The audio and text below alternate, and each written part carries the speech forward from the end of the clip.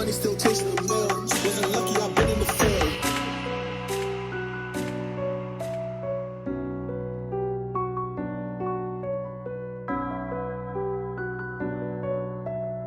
Got money still chasing the mill. Wasn't lucky, I've been in the field. Welcome to In the Field Radio. I'm Erin Boogie here with Rapz. Yo, you know what's going on. Another Monday night, another 10 p.m., another rendition of us in the airwaves. On 91.3 FM, WVKR, Poughkeepsie Independent Radio. See, I was supposed to finish that up. You know what? Better luck next time. We get It's all right. We got the back and forth. I like the back and forth vibe. I'm just ready to talk reckless. She's like, hold on, we have a job to do. Like, let me get the station ID in and then go. Yeah, for sure. What's good with you? You've had an eventful week. You want to tell us a little something about that? Yo, I had this is one of those when you're like, man, I'm blessed. Like, it was one of those weeks. But I started out, did I start out at? Oh, I can only remember as far back as Wu-Tang. I'll put it that way. How about that? Okay, yes, okay. So you can start with the Wu-Tang concert, one of the final Wu-Tang concerts that anybody will ever see. It was their second to last concert. They headlined the Garden. It was their first time headlining the Garden in their 30 plus year career, which is crazy to me. In their hometown city, they sold it out in less than a day. Major. DJ Scratch opened with a DJ set, and then Run the Jewels played, which that was my first time seeing Run the Jewels. Okay, how do you feel? I mean, it's weird because I'm not a huge Run the Jewels fan, I guess. Like, I don't me neither, but I'm a Killer Mike fan, which makes me feel like which is funny because I'm an LP fan. And It made me go back and listen to old LP after that. But I was sitting there and I was like, this is a weird feeling because I like Killer Mike and I like LP and I don't listen to Run the Jewels at all. Like, why is that a thing? You know what I mean? It was weird, yeah. But I enjoyed their set, and LP is actually from Brooklyn. So It was hometown for him. He was real excited to be there. His family was in the building. So it was a really dope set. Killer Mike brought his son out. And I don't know if you know, but his son had I believe it was a kidney transplant a couple years ago. So he brought his son out on stage, and it was like a moment. It was such a cool moment. So and then the Wu-Tang came out, and it was the whole place basically burned to the ground. And we're right in the 36 chambers of it all. And that's the thing with Wu-Tang is that they have enough classic material that they don't have to play anything that you don't want to hear. So there is nothing coming off that stage that you don't know the words to, that you don't want to hear. It's just nonstop. And they played for 2.5, 3 hours. They brought out tons of special guests. They brought out the Lox. They brought out Havoc. They brought out Slick Rick. They brought out Big Daddy Kane, Little Kim, Little C's, SWV. They performed stuff that, they've never performed live before. Yeah. So it was just nonstop, phenomenal. I'm mad that they're not going on tour again because I would 100% go see them again.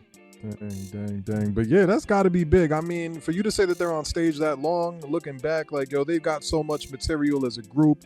They got so much solo material that's classic as well.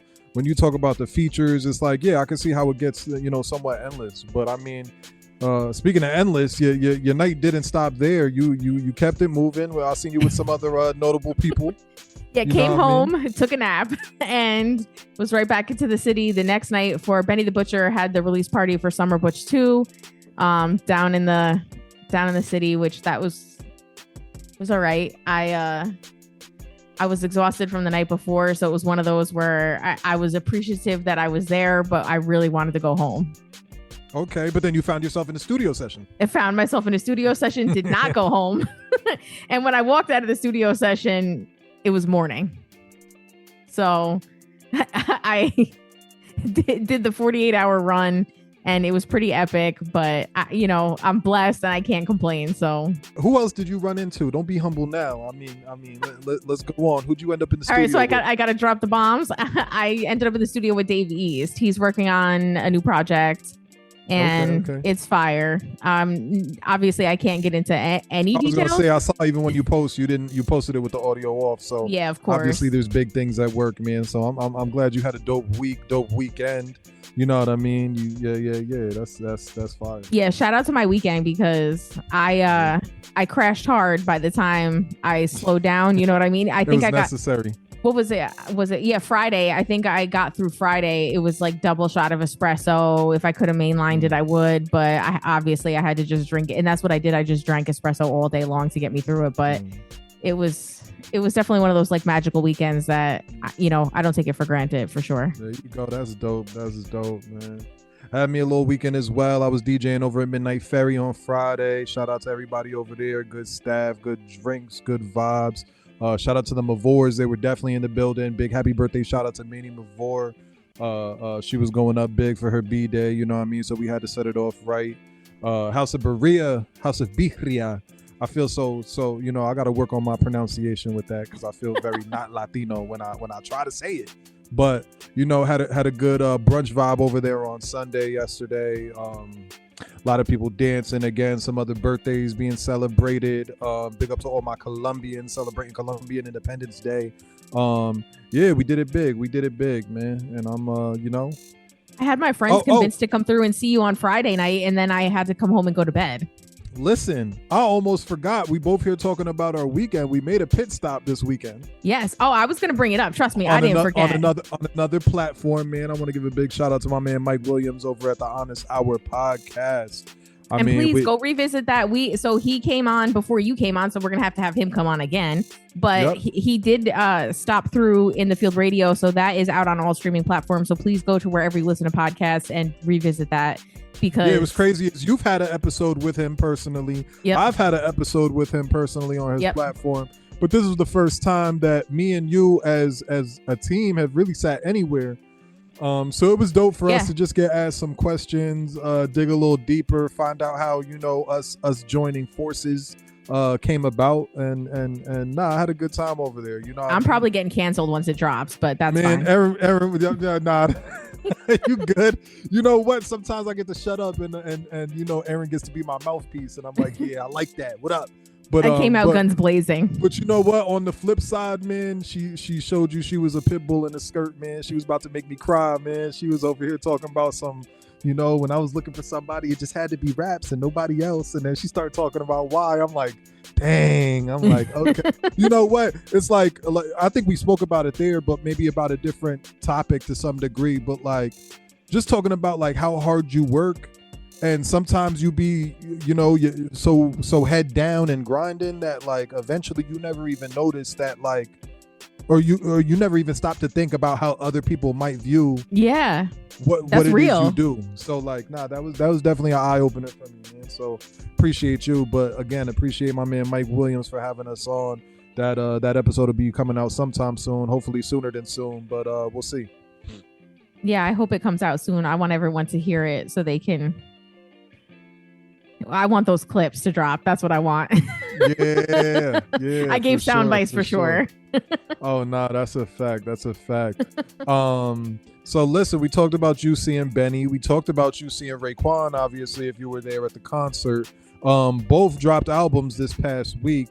I haven't deep dived any of it. You want to give it a little bit of take? I know you listen to the Raekwon. Maybe you haven't checked the Benny. I did. I gave the Benny a little bit. I didn't have time. That was the problem. It wasn't that I didn't want to listen to Benny, but I didn't have a time to go through the whole thing.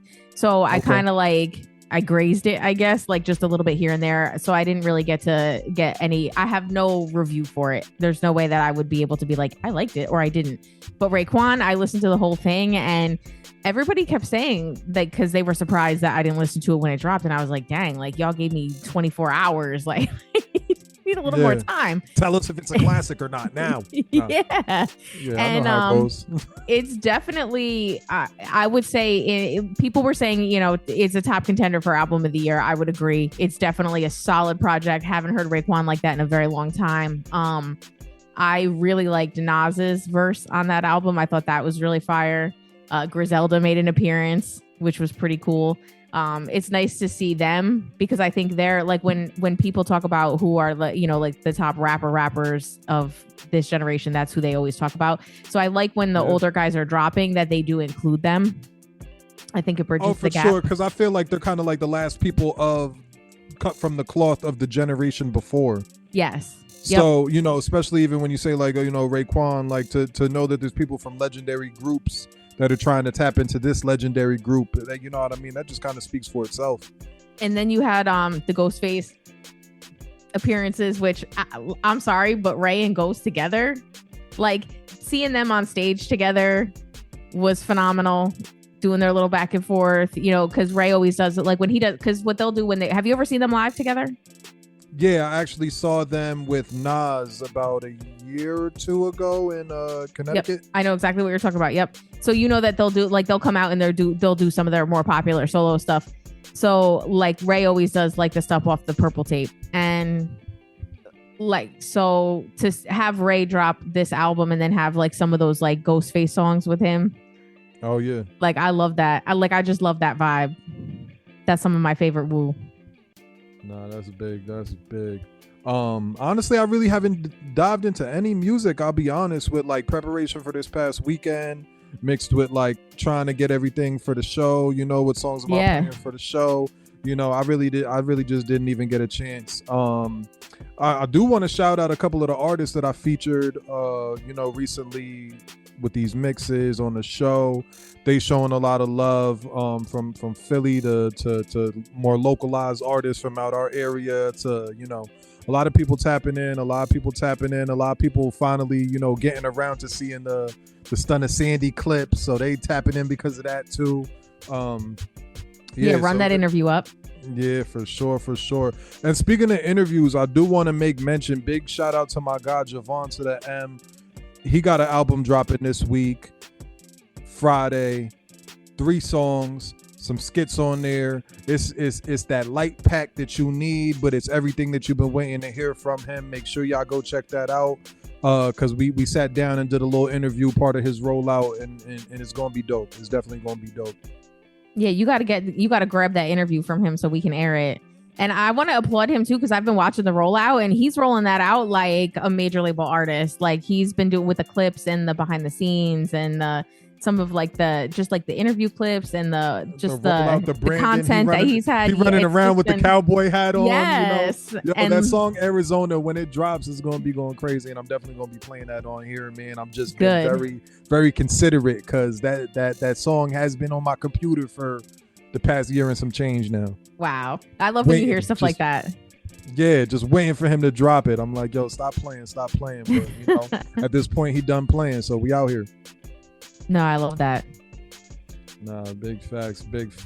I mean, I do want to get into some of this legal stuff. I feel like we always find ourselves here. We was talking about the whole Diddy news, how it was going to fade away, what was going to take its place. No shortage of legal news by any means. I don't even know where to start at, if we're being honest.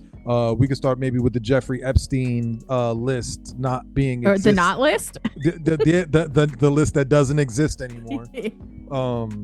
Yeah, now that they're saying, you know, about 3 minutes were cut out of the video of too much going on. Maybe we don't need to be distracted, but I still need to see that. You know, but they're never gonna. It pays to be rich, let me tell you. I mean, the amount of people that we would only know on that list is like, you know what I mean? I don't think this is maybe only like this is exclusive to celebrities. Like, yo, if you had money and you were around these people, it's like he wasn't famous. His shorty wasn't famous. So it's like the people that ran in those circles, they don't need to be famous in order to be up to something. Yep, that's a fact. You know, so we'll see if that ever comes out, you know. I don't know, they're burying it pretty deep. Oh no, they're like, yo, here, take these JFK files and go sit down. You know what I mean? Like, they just releasing to us the stuff we really don't need. Like, nah. Come up, like you'll right take there. what we give you and you'll be happy about it. Exactly. But I do want to make mention, we got Cesar Pina back in court. As some of you may know, he was in some legal trouble about a year or two ago with ties to DJ Envy of the Breakfast Club, where he was taking money as a real estate investor, but was taking this money and kind of showing no results at a later period of time without any real timeline, any real results, any real properties, possibly. You know what I mean? But I'm talking about there are people scammed out of hundreds of thousands of dollars, if not more. He is pleading not guilty, but you know, obviously we're going to take that to trial. I could only foresee that DJ Envy is going to be brought into court. Gotta be. you co-sign this man to you know, to many lengths just to, you know, be a part of it, you know, have some type of gain for yourself. So yeah, this is going to be one of those scenarios where it's inevitable that he's going to be called into court, and it only makes me, I guess, kind of look back and question, you know, why is there 4 hosts on the Breakfast Club? is this in preparation of you possibly having to step down, step away, resign? You know, if you get jammed up, do we got to distance ourselves from you? I know, you know, when Jess Hilarious came on the show, then she stepped away. Then the girl Lauren came on, and she was supposed to depart when you know, when Jess Hilarious came back. Now Lauren is still there, standing strong. Obviously, the girls had their own drama earlier this year where they were kind of butting heads, but they've gotten past that. But it just seems like, do we have more hosts than we ever had? Just in case, something precautionary. Yeah, he's definitely gonna get subpoenaed for something. Oh yeah, big time. I mean, we could only see how that unfolds. We did say that the Shannon Sharpe situation was gonna rise back up. And we were right. I mean, not as messy as it could have gotten, but it seems that they have now settled out of court. For an undisclosed amount. For an undisclosed amount, but they both did publicly say that they were dealing with each other on a very consensual, and it was both ways. So yes, you know, this wasn't did you see that shortly after they announced the settlement that she announced that she was retiring from OnlyFans? I mean, yeah, you hit your number. Yeah, exactly. And I was like, way to make it not seem like you were just after money. Like, you couldn't wait a little bit. I mean, how much of a notice do you give when you quitting your job? Usually 2 weeks. Yeah. She gave a couple hours. She gave a 2-day notice. I'm telling you, today. But then she was still active on Instagram, posting spicy content right after that. So, I mean, listen, you know what I mean? There's some people that say like, yo, I only do this for the money. But then when you got the money, that's still you. You know what I mean? Like, even if you compromised your moral compass for $1 at a past point in time, you know, now it's just ingrained in you to compromise your moral compass. So like, hey, you're going to be out there, you know what I mean? You don't want to come off as a particular type of person, but it's like, yo, you can't shake it now. It's you. It's your personality. But I felt like did she really need to make an announcement? It's like, we needed the announcement that you were retiring from OnlyFans. Like, you could have just let that go dark. No one needed to know that. Yeah. Who knows, man? Maybe a lot of times, maybe to compare it to like rappers, because I know artists do this. But like when people say they're retiring and then they come back with like an album or a tour, or like, oh shoot, they're featured on like this person's stuff, like, you know, she's coming back with the OnlyFans tour. Yeah, she's over here giving herself like the paid in full speech. She's like, yo, if I lead a game, they gon', you know, they gonna miss me. I'm gonna come back bigger and better than ever.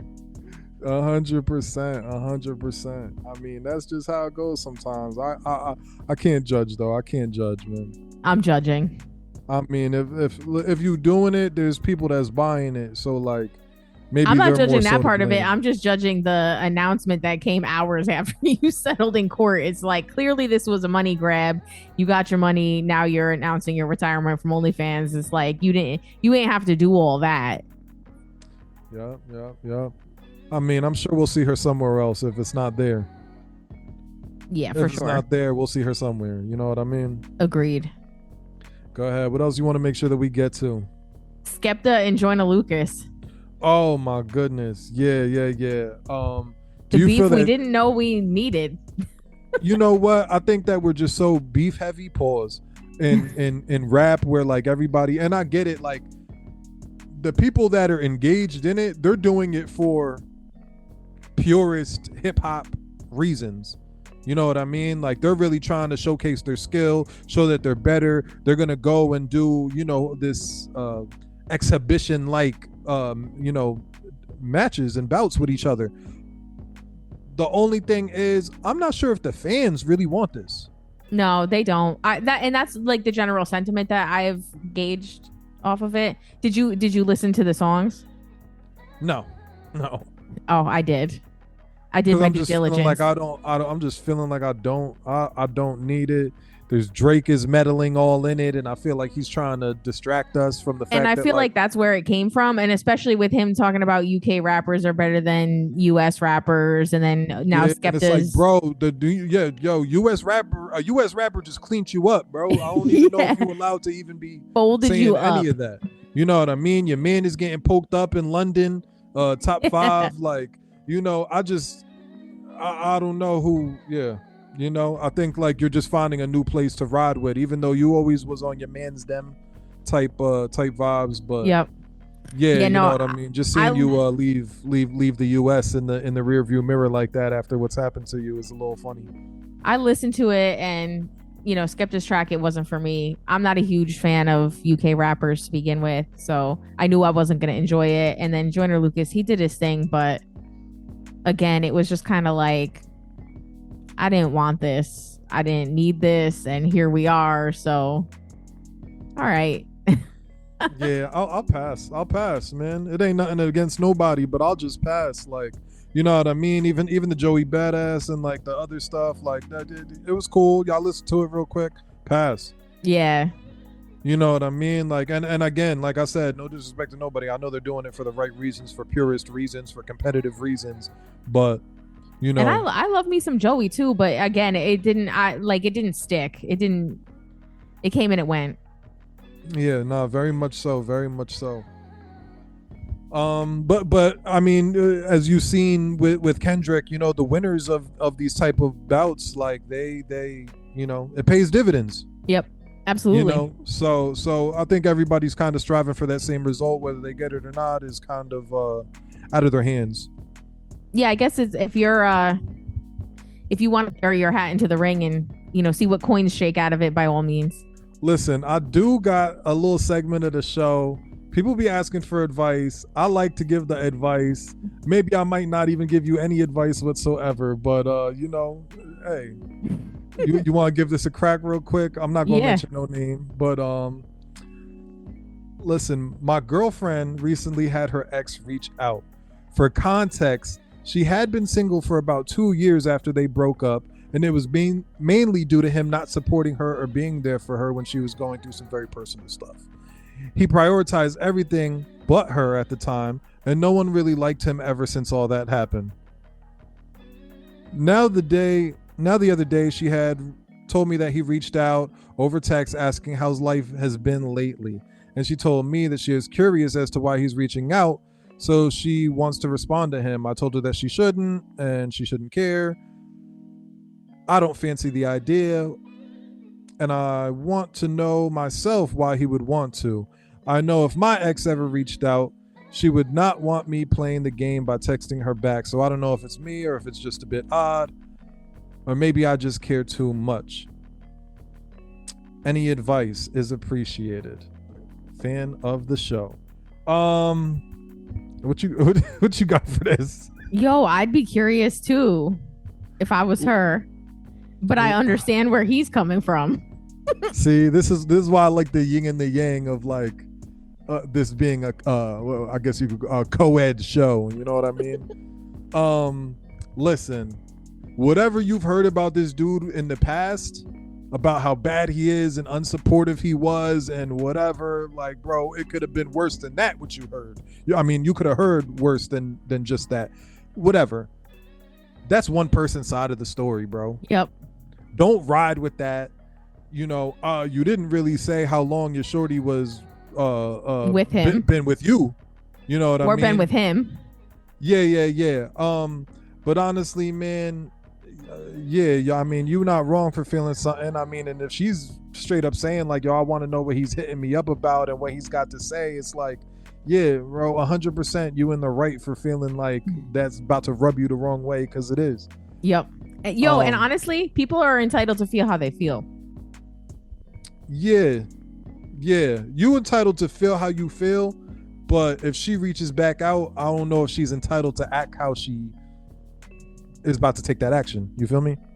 Well, no, she's entitled to take that action, but then she has to deal with the consequences of his reaction when he acts on it, because he's going to feel some type of way and he's entitled to that because he already told her up front how he feels. Yeah. And if he's only asking you how's life been lately, he's just trying to spark convo. Like, trust me, I've had exes reach out that I ain't spoke to in like, you know, you let like 6 months blow by, you know what I mean? Straight up no contact. And then they're like, yo, did I leave my denim jacket at your house last winter? Yo, I'm not going to hold you. Or did you throw it out? And it's like, whoa. I'm not going to hold you. What kind of person you think I am? If my ex reached out to me right now and said something like, how has your life been? Like, probably getting left on red. Yeah, to me, you know what? And it don't got to be no hard feelings, but it's just like, yo, I'm here. You know what I mean? What we had was over there. So yeah, you know, and let's just keep that separate. I don't gotta wish you no harm. I don't gotta, you know what I mean? It could be respect, it could all of that, but you know, yeah, some things don't need to be revisited, man. Yeah. And honestly, you know, not that you gotta give your shorty no ultimatum, but you know what I mean? You might gotta recalibrate some things on your own if you know she wants to go forth with reaching out and seeing what it was he wants, and you know, resparking conversations and such. Yeah, because if she's curious, there's a reason why she's curious. Yeah, she don't want to. Come on, you think she's trying to reach back out to that horrible person? Yeah. Come on, man. And sometimes people do grow past the BS, you know what I mean, and they're mature and they want to be friends with their exes and all that stuff.